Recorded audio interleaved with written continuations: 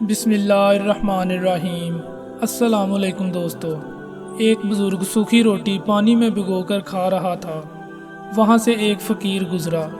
اس نے صدا لگائی، ہے کوئی یہاں سخی جو مجھے کھانا کھلائے؟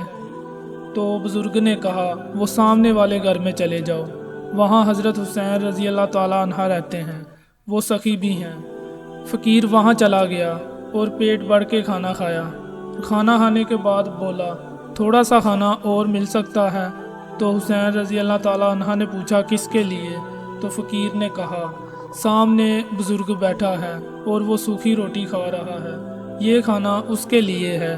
تو حضرت حسین رضی اللہ تعالیٰ عنہ مسکرائے اور کہا، یہ انہی کا تو گھر ہے اور ان کا نام حضرت علی رضی اللہ تعالیٰ عنہ ہے۔